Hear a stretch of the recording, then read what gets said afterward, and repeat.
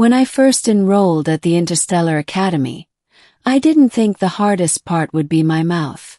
Not combat drills, not xenolinguistics, not surviving Mach Zero gravity firefights. Just my own brain and its inability to keep thoughts inside. They told us during orientation that the implants were experimental. A neural link prototype designed to let cadets share information in real time, supposedly improving unit cohesion. The device sat behind the left ear, a sleek silver disc no bigger than a coin. Once active, it let stray thoughts spill out as if they were spoken words. The scientists called it cognitive transparency. Most cadets called it mind-mouth disease. I thought I'd mastered suppressing anything embarrassing. I was wrong. It happened during a training exercise in Dome 7, a vast simulator where gravity, atmosphere, and terrain could be altered at will. That day, the system rendered a desert moon with twin suns overhead, dunes shimmering like molten glass. I was assigned to Delta Squad. 4 cadets, 1 goal. Retrieve a beacon from enemy bots before the other teams. Delta Squad included her, Lieutenant Zara Miles. Zara wasn't just any cadet. She was practically Academy royalty. Top scores in strategy, combat, and engineering. And unfairly, she was stunning, like someone carved her out of a dream of strength and precision. She moved with the kind of confidence that made everyone else seem clumsy by comparison. And me. I was the awkward transfer student from Mars Colony 3, trying not to look like a walking mistake. We were trekking up a dune when it happened. Zara climbed ahead of me, her rifle strapped across her back, the desert sun catching on her armor. I should have been focused on scouting enemy patrols.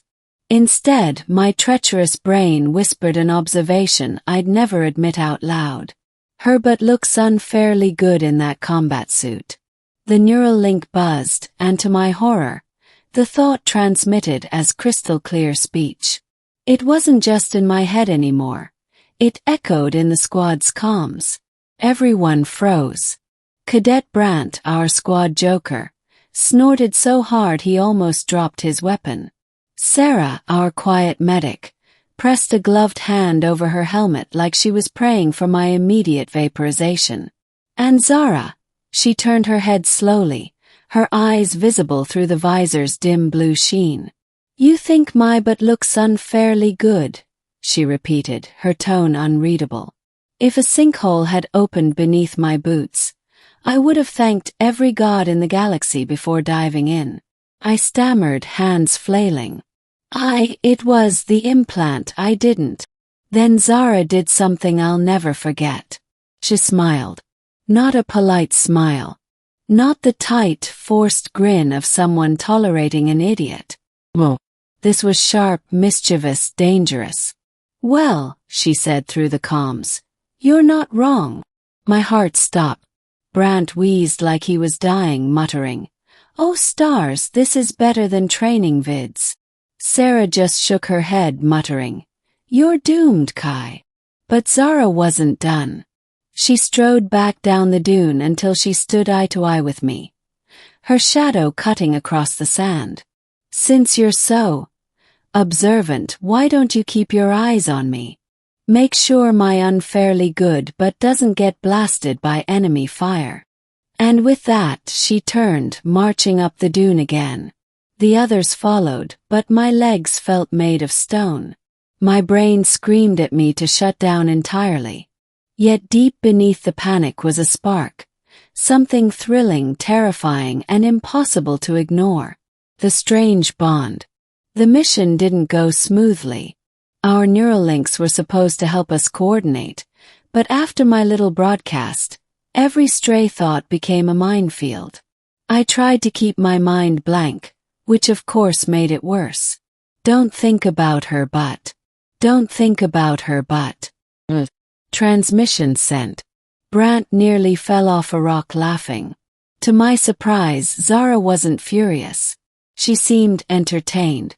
Every time my thoughts slipped, she glanced back with that sly grin, as if daring me to think something else. By the time we reached the beacon, enemy drones swarmed us. The bots were sleek arachnid machines, all skittering legs and plasma rifles. We scrambled for cover. I expected Zara to order me away from her, but instead she called, "Kai with me." We fought side by side, our neural links syncing in strange ways. She anticipated my moves, darting left when I thought I'll flank right, firing when I silently screamed now. For a moment it felt like we were one mind split into two bodies, weaving through chaos with perfect precision. We secured the beacon, dragging it back through the dunes under heavy fire. When the simulation ended, Dome 7 dissolved into a sterile white chamber. Sweat clung to my skin beneath the training suit. Instructor Hale strode over, clapping slowly.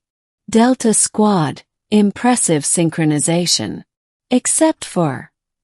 His gaze lingered on me. Certain unprofessional transmissions. Brandt coughed loudly, trying not to laugh.